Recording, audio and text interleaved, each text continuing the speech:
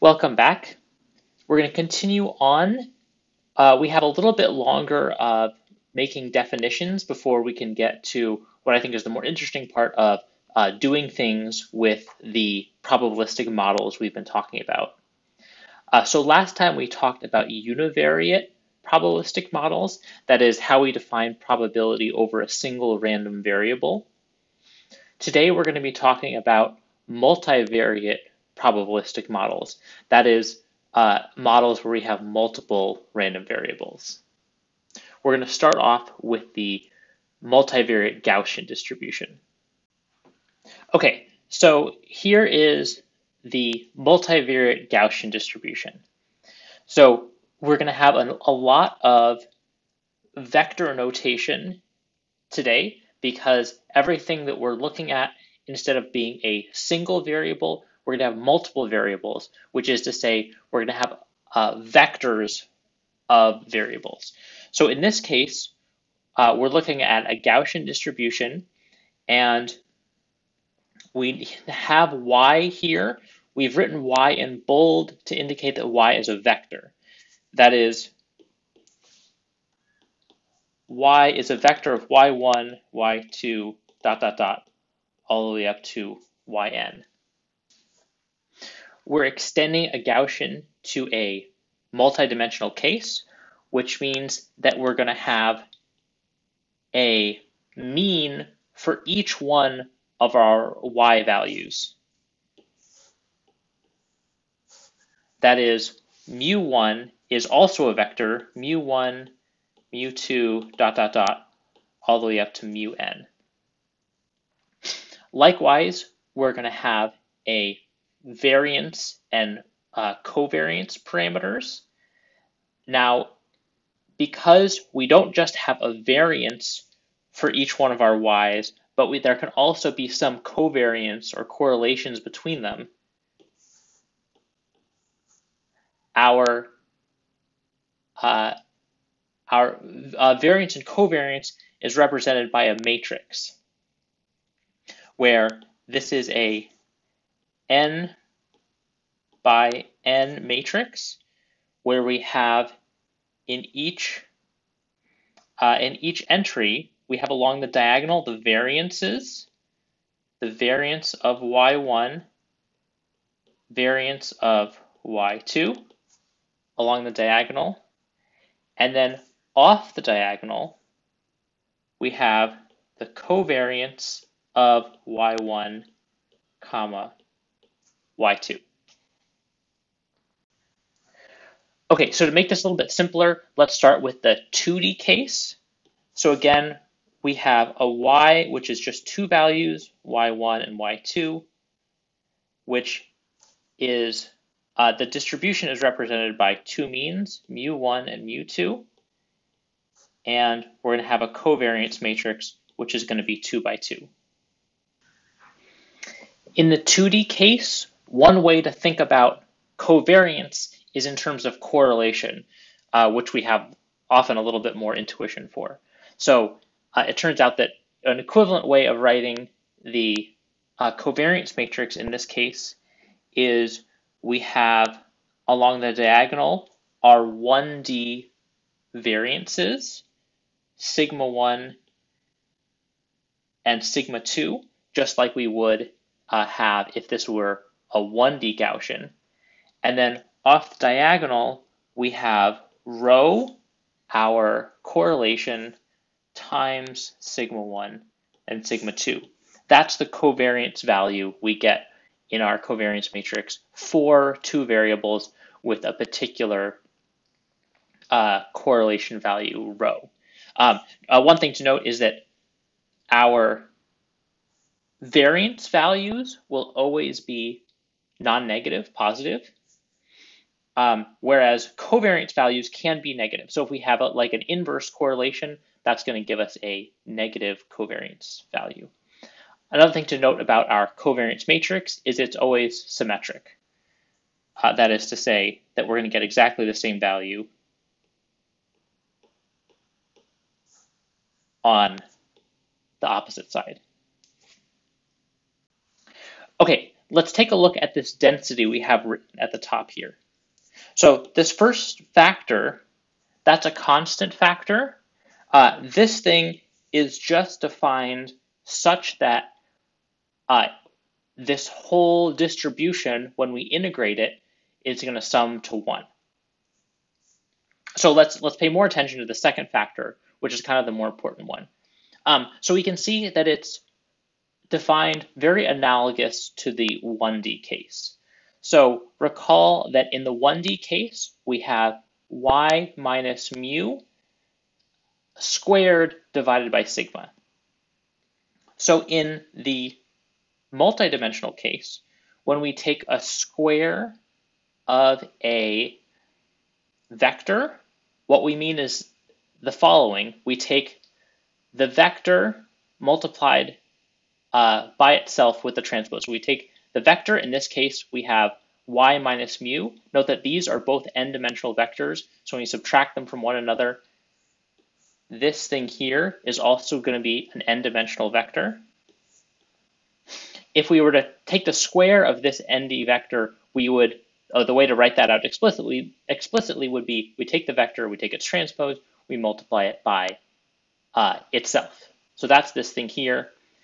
Then in nd, when we divide by something, the kind of nd analog is to take the, to use an inverse matrix. So that's what we have here. So we can expand this out. This thing in 2 dimensions is going to look like this. We have y minus mu. There's going to be 4 terms I'm going to write out here because we have two dimensions here, 2 dimensions here. We're in the 2D case. So we're going to have 4 options once we multiply them all out. So we're going to have 4 options. We're going to go through all of them. So first is, we're going to look at the first term here. So that's y1 minus mu1 times sigma minus 1, 1, 1 times y1 minus mu1, which is to say, now again, once we've taken just the 1/1 value, that's this thing here, it would be in this place, but notice that we've taken the inverse of this matrix. So it's the 1/1 value of this matrix inverse. So this is a scalar. So now we can reorganize as we would normally. So this just becomes squared. No, this is a minus sign, by the way, not a plus sign. Okay, so that's term number 1. Let's just go through all the terms here. Term number 2. Now we have to take the first dimension here times the 1/2 entry times the second dimension. So let's do that here. We have y1 minus y mu1 times sigma inverse 1, 2 times y2 minus mu2.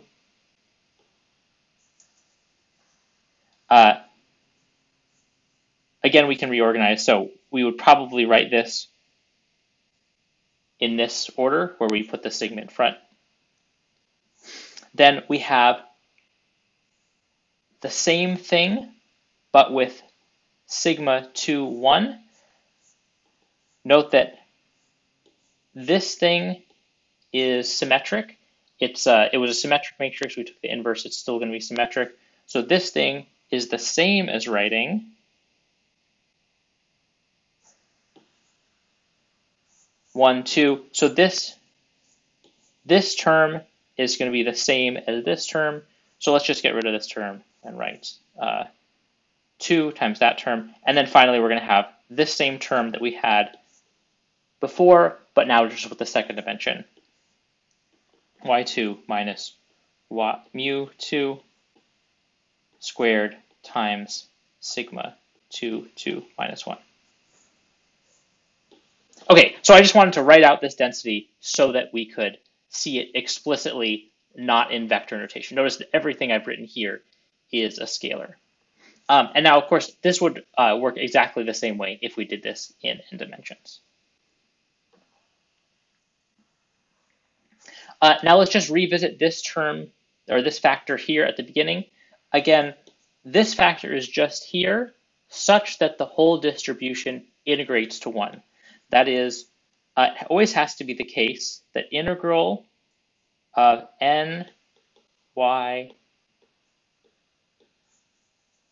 this thing here, because this thing is a distribution, it has to integrate to 1. So if we're going to write it out explicitly, we might write this as just dy here and get rid of that integral. But if we're going to write it out explicitly in the 2D case, we can also equivalently write this as dy1, dy2, taking integrals of each one. So this thing, because it's a distribution, always needs to sum to 1. That's why we have this factor here. Okay, let's see what this looks like. We're going to continue in the 2D case here. So we're looking at a Gaussian density. In 2 dimensions, we have these kind of 2 views. Now notice that we need 3 dimensions to see the density because we need the y1 dimension, the y2 dimension, and then we want to see the density for each pair y1, y2. So this thing here is the,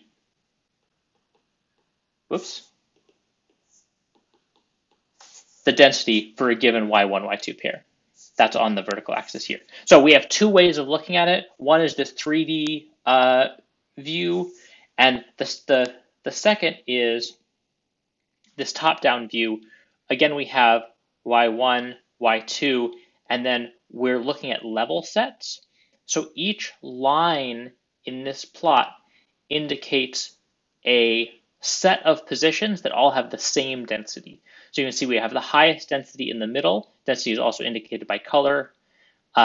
We have high density in the middle, and then circles of equal density as we go farther from 0, 0. Okay, so we can look at what the density looks like in a couple of cases.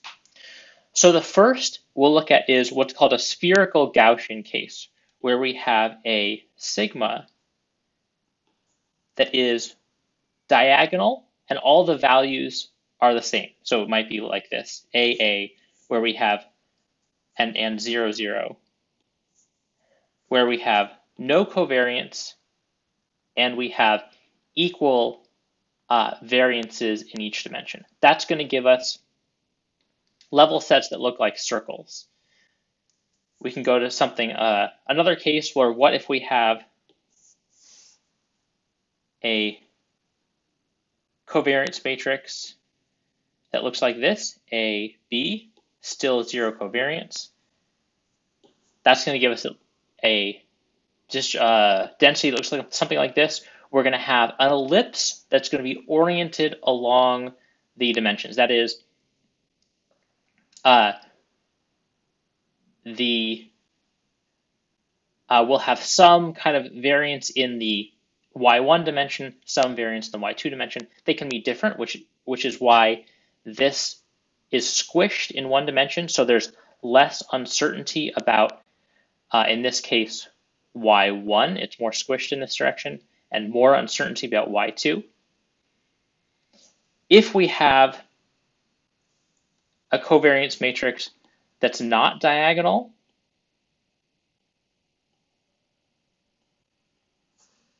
that is, we have some non-zero covariance, then we're going to see it's still going to look like an ellipse. The ellipse is a consequence of the fact that it's a Gaussian distribution. Gaussian densities, if you look at them kind of in this geometrical view, are always going to look elliptical.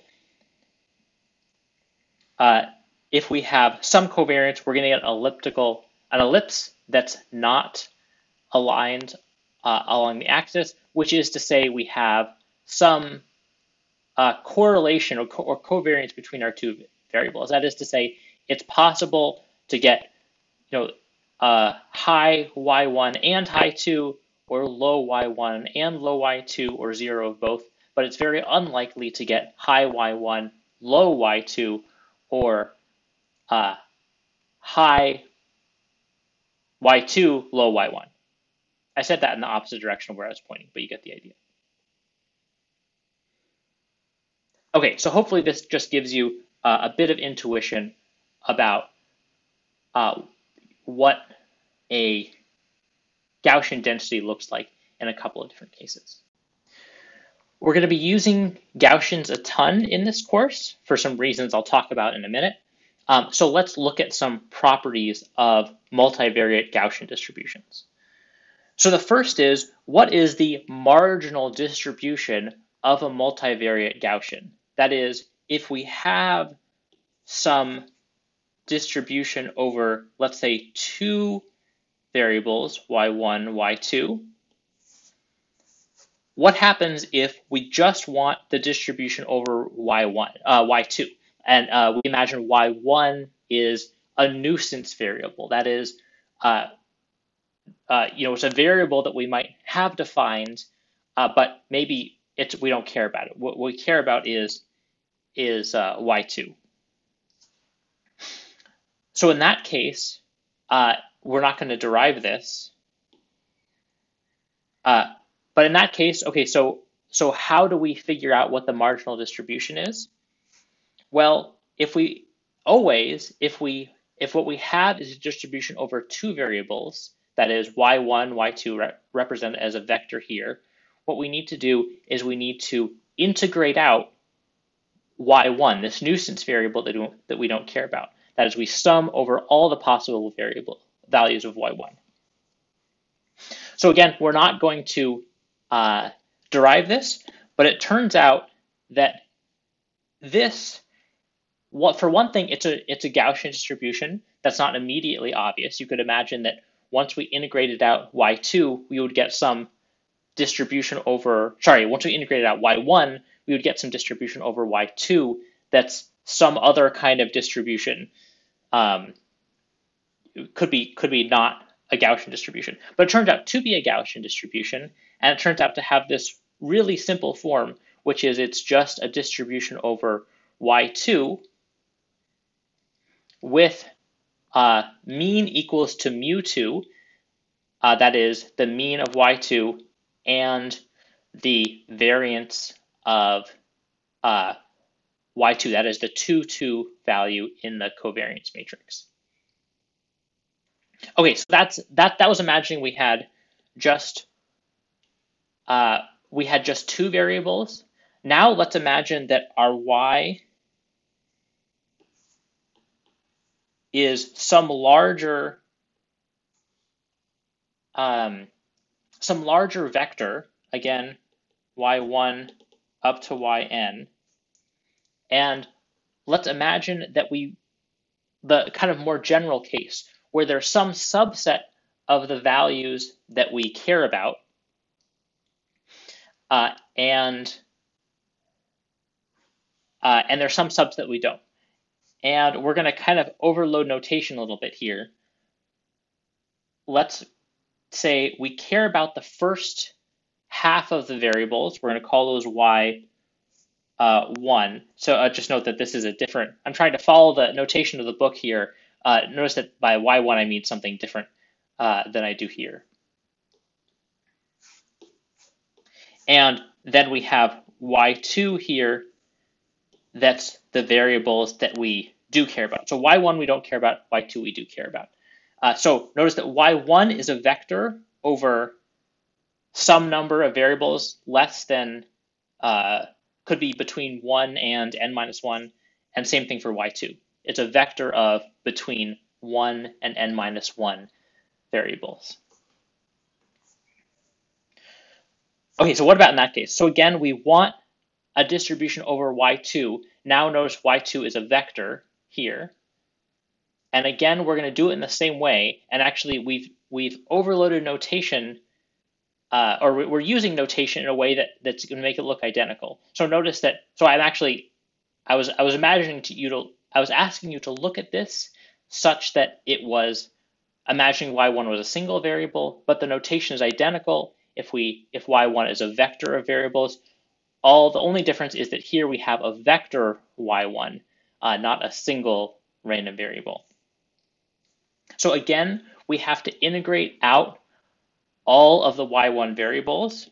We could write this equivalently if we had, let's say, 4 y1 variables. This is an integral over 4 values. So we have to do this integral, but the result is the same. We get this handy property that if here was our mu vector, where the first half we call mu1, the second half we call mu2. We just take that second part of the mu vector, that's our new mean for our marginal P2. Likewise, here is our sigma matrix. And again, we have the first half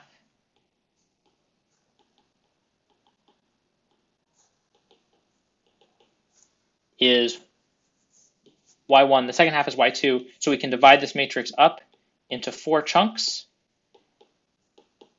and we're going to call these sigma 1, 1, sigma 2, 2, sigma 1, 2, sigma 2, 2, 1, to get the covariance matrix for our marginal distribution. We can just grab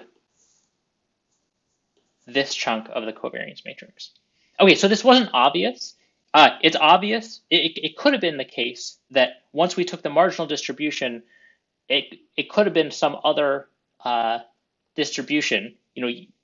Without having derived it, you wouldn't necessarily know. And we're not doing this derivation, but it turns out to have this very handy property where if all I care about is some of my variables, then that's fine. I can just throw out the rest from my distribution. I'll just take the variables I care about, just take the means I care about, and just take the chunk of the covariance matrix I care about. And by the way, just one note about this is that we assumed that the first half of the values in the vector were the ones we didn't care about in the second half. Of course, the order of variables in this vector is arbitrary. So if, let's say, we cared about every other variable, exactly the same thing would work. We would just have to, we could just imagine reordering the variables to have this handy order and then do the same thing and get our marginal distribution. Okay, so that's how we calculate, or that's what happens if we have a Gaussian distribution and we only care about some of the variables. That is, we want to look at its marginal distribution. Okay, now let's look at the case where we know some of our variables. In this case, we know the values of y2, and we want the values of y1. And again, we can imagine that this is we're in the ND case, and for some fraction of them, let's say for 5 of them, we know the values, and the other 5 we don't know the values. So there's 10 values total. So again, these are both vectors. Y1 and Y2 are both vectors.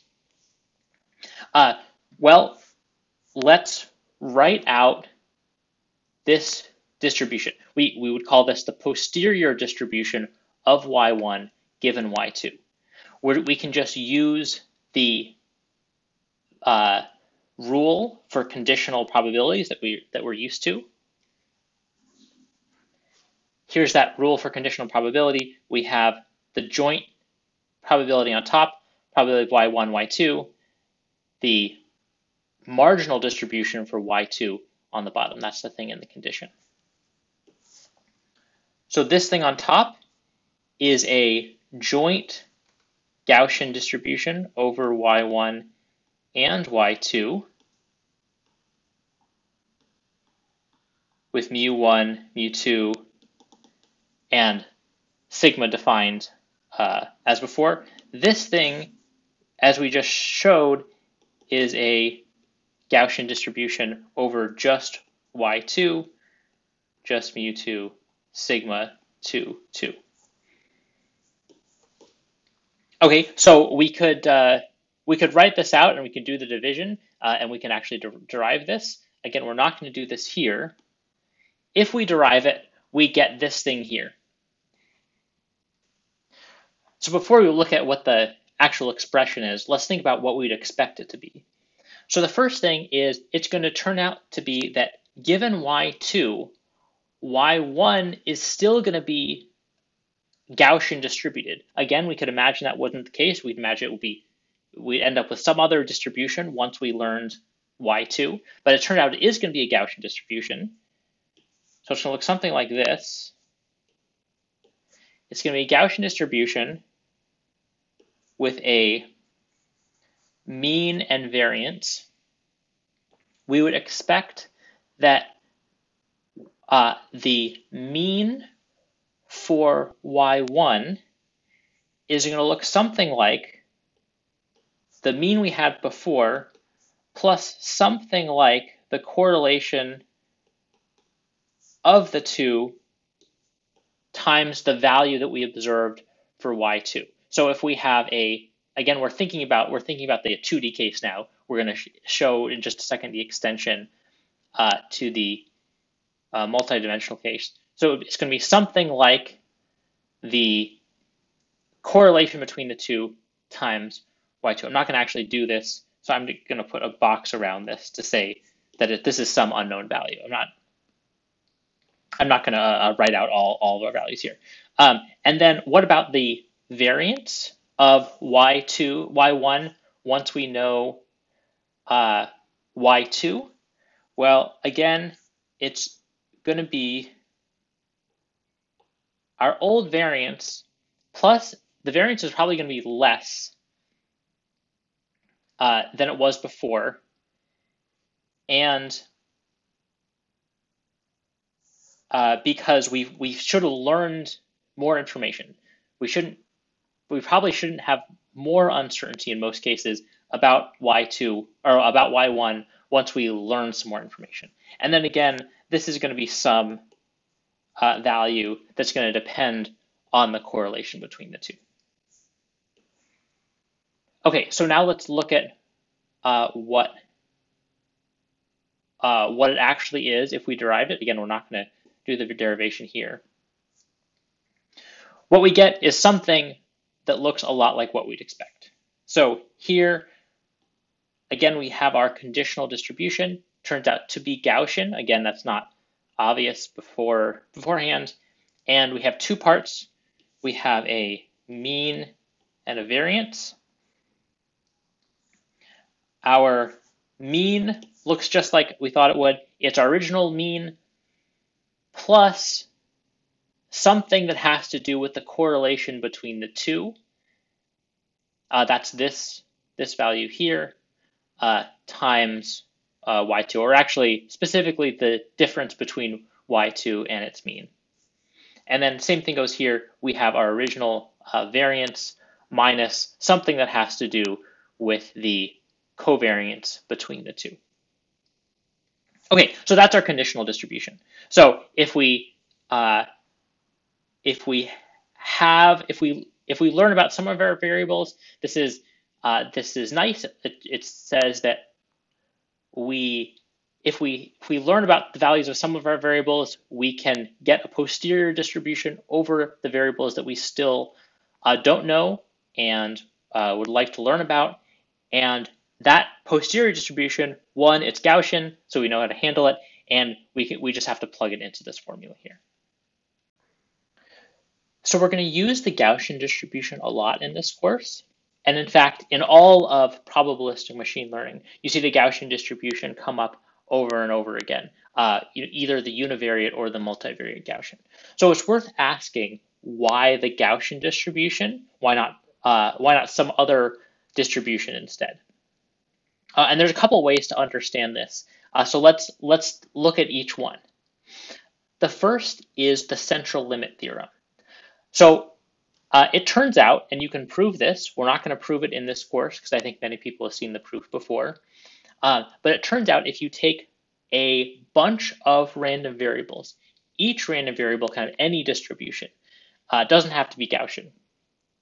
If you add them together and ask what is the distribution of their sum, if the more variables you add, the closer that distribution of the sum gets to a Gaussian distribution. So that is to say, anytime in the world where you look at some effect that's the sum of multiple independent causes. So that could be, how tall is someone? How tall they are is probably determined by a bunch of effects, a bunch of different genetic effects, a bunch of different, perhaps, nutritional and developmental effects. Those all get added together, and what you get is a Gaussian distribution over people's heights. And it turns out that the people's heights in the real world do follow a Gaussian distribution. So that's one reason you see Gaussian distributions all over the place. The central limit theorem says that anytime some effect is generated by many causes that are all independent and about the same size, that the distribution over that effect is always going to be Gaussian distributed.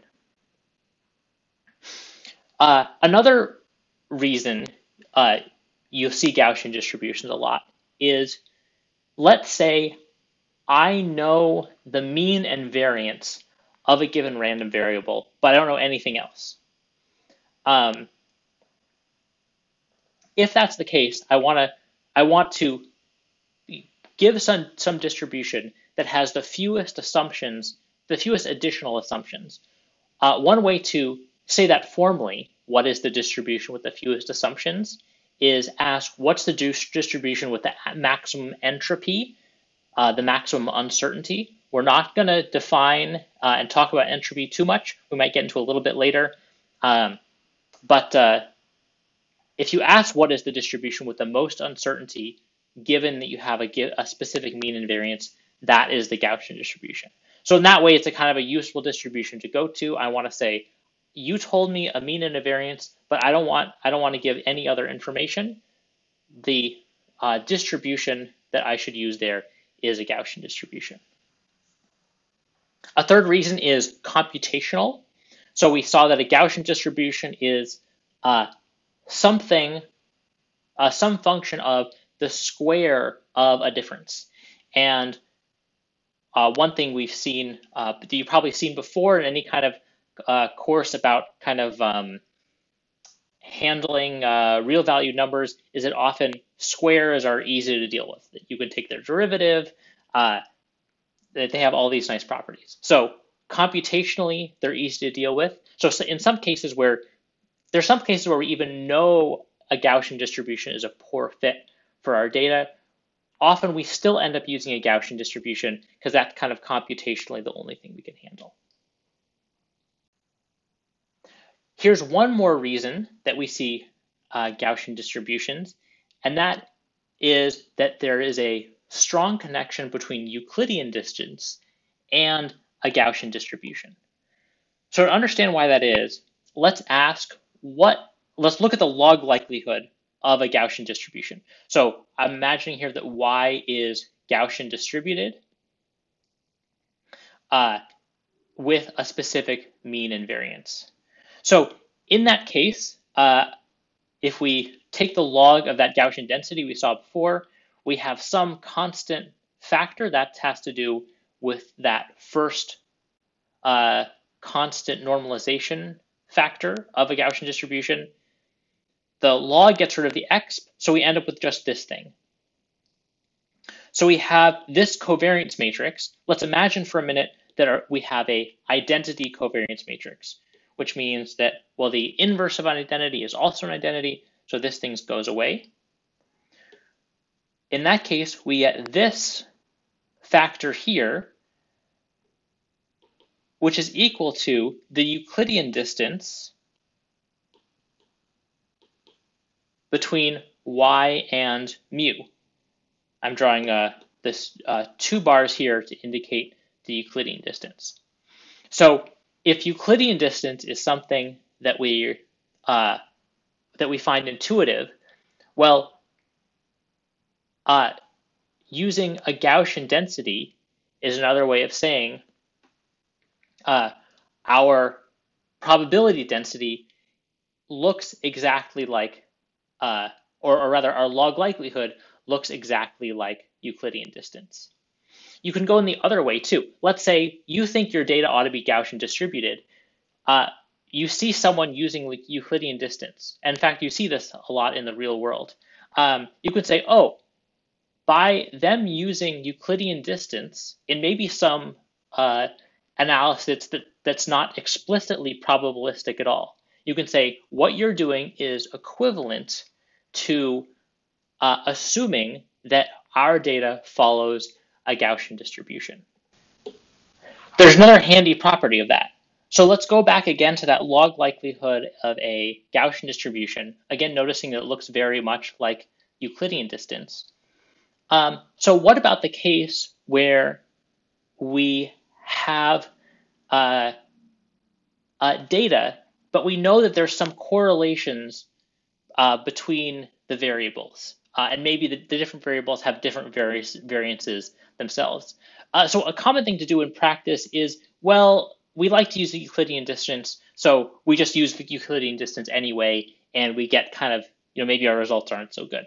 So you'll see this often when people do like clustering, for example. They know their data is correlated, but they want to use the Euclidean distance anyway. It turns out there's a great thing to use instead. You can use what's called the Mahalanobis distance, which I always have a hard time pronouncing, named after the person who discovered it. And that is, we just use Euclidean distance, but we put in this covariance term. So this is a great alternative to Euclidean distance if you think there's some dependence among variables. Again, called the Mahalanobis distance, kind of analog to Euclidean distance that incorporates a covariance matrix. Okay, so let's see what we can do with Gaussian distributions and what we can do with the relationship between Gaussian variables. So let's look at a case that we see very often in this course, where we have two variables, or specifically two sets of variables. So we have two variables, z and y, and we imagine that y is a function of z with some noise. So we imagine that y roughly equals, let's say it's a linear function of z. So y roughly equals wz plus b, where again, note that y, z, and b are vector valued. So to get y, we take z, we multiply it by some matrix, and then add some constant vector. And let's imagine that we know w and b. And let's also imagine that both z and y are Gaussian distributed. So this is what's called a linear Gaussian system. It's linear in the sense that one is a linear function of the other, and Gaussian because both values we imagine are Gaussian distributed.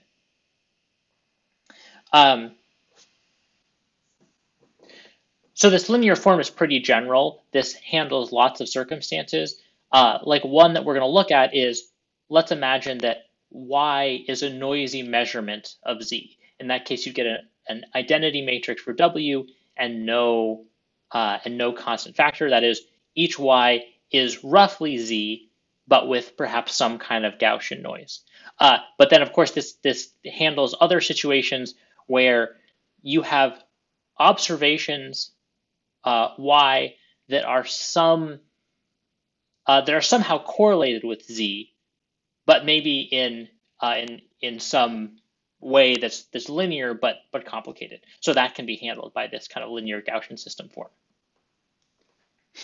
And we're going to look specifically at the case that we're often interested in this course, where we've observed y, and we are trying to figure out what the value of z is. So let's make this a bit more formal. So let's see what the actual distributions are. So again, we're imagining that Z is Gaussian distributed. So it's just some Gaussian distribution with some mean and some covariance. Again, we're going to look in the vector case because it's most general. Everything we see here also applies to the scalar case. And then again, we're imagining that y is generated as a function of z, and it's a linear function. So here, the mean of y is equal to this linear function I had in the last slide, wz plus b. And then it has some covariance, and that's the distribution over y.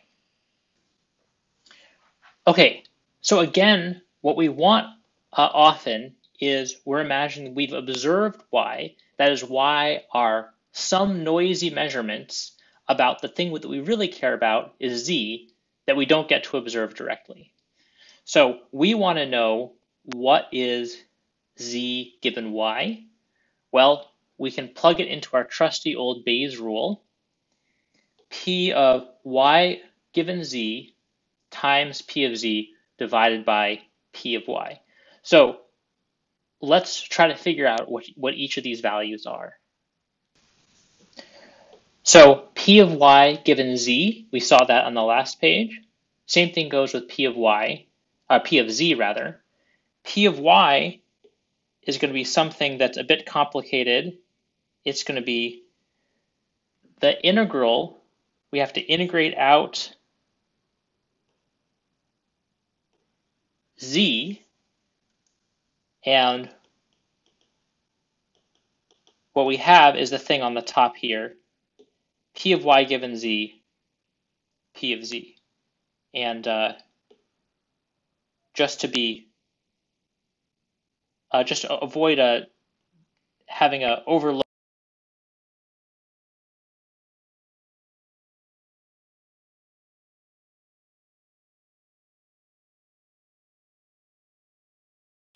mu of z, using that covariance matrix we just defined here, plus some stuff that has to do with w, b, and the specific value of y that we observed, and the mean of z itself. Okay, so again, anything, whatever we do, we can just plug it into here, and we get a posterior over z using this Gaussian Bayes rule. Okay, so let's do an example here. Let's do a simple example where we have some unknown vector, again, that we're going to call z, and we have a noisy sensor for z. So we're imagining that y is generated as a function of z. And in particular, we're going to imagine that w is the identity matrix. That is, we're getting observations from z, not some complicated linear transformation of z. And we're going to imagine that b equals 0. Again, there's no like complicated offset. Let's also imagine that we have no information at all to begin with about z. So that is, we're going to say that the covariance matrix of z is infinity times the identity matrix. That is, we're as uncertain as we can possibly be. So in practice, if you don't like having infinities in your math, you could just replace infinity with some large constant value. You get almost exactly the same thing. We're going to keep this in our equations, and we're going to see what happens. So again, we're imagining we're kind of infinitely uncertain about z, just to make things simpler. We want to know what is P of z given y. Let's imagine we have one observation to start off. Then we're going to look at what happens when we extend it to multiple observations. So when we have one observation, we're just going to plug it into our Bayes rule for Gaussian values that we have, and I have them handy at the bottom of the slide here. So this thing is going to equal a normal distribution over z with some mean and covariance. Let's put a 1 on these to indicate that it's for one observation. So let's just plug in. We get sigma 1 inverse equals this thing down here. Whoops. This thing down here, the inverse of sigma z. Sigma z is infinity times the inverse of the identity function. So what we get is 1 over infinity times the identity function. So this thing is just 0 plus w times inverse of sigma y. That is, and then w is the identity matrix. So this thing is just sigma y inverse. So whatever the whatever uncertainty we had about y, we have the same thing about z now. So now let's plug this in to get mu1 equals, let's look down here, we have sigma y times w is the identity matrix again, so we see sigma y inverse times y minus b. B is again is 0, so we just get y. Let's call it y1 because we're going to have another observation of y in a minute, plus mu z sigma z. This thing again, sigma z is infinity times identity matrix. Sigma z inverse is 1 over sigma. So this thing is going to be 0. So this equals, notice that these two cancel out, equals y1. So no surprise, we started out with no information about z. We got one observation, and it's an observation that's just a direct observation of z with some noise. Whatever uncertainty we had about that observation, we still have that as our uncertainty, and our mean is equal exactly to our observation. So that's no surprise. So now let's look at what happens when we get a second observation, y2.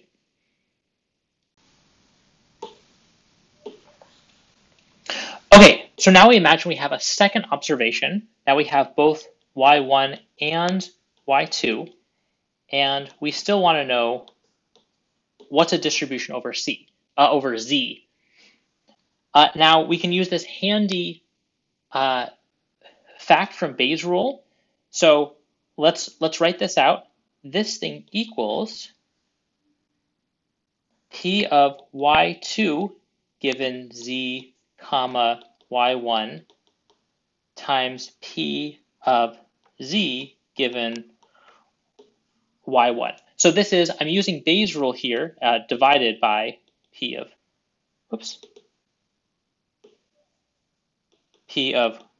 y2. So here I'm using Bayes' rule again, but notice I've just left y1 in the, there we go. I've left y1 in the condition everywhere. So I'm just applying Bayes' rule for y2 here. So now notice that when we do this, notice a couple things.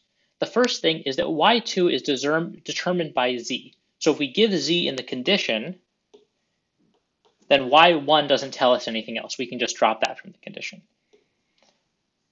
Now notice that we have here P of Z given Y1. So our posterior from the last step kind of becomes again our prior for this step. So it turns out when we do this, we get to just apply Bayes' rule for Gaussians again, right here, doing the same thing except that using our posterior from the last observation as our prior for this round. So now we're applying this, imagining that Z has those parameters that we saw from the last time. It was a mean of Y1 and a covariance of sigma Y. And then we get to apply this again with our new Y2 as the observation. So let's see what happens now. We get sigma 2 inverse equals, we have our old sigma 1 here. Notice that that we're using our prior sigma here, plus again we still have identity as W and sigma Y. Now recall that sigma 1 was just sigma Y, this term sigma Y again, so what we get is 2 sigma Y inverse as our inverse covariance matrix. Now let's look here, we want our new mu. Mu2 is, we take the inverse of this thing, that's this, 1/2 sigma Y times identity matrix sigma Y, Y2 now. So we have sigma Y inverse times Y2 plus, going back to our prior here, our prior is sigma Y inverse Y1. Again, these covariance matrices cancel.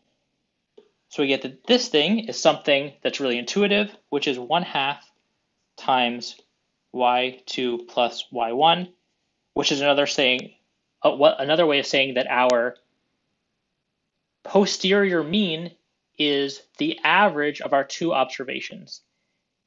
Also, that our covariance matrix is half of our original covariance matrix.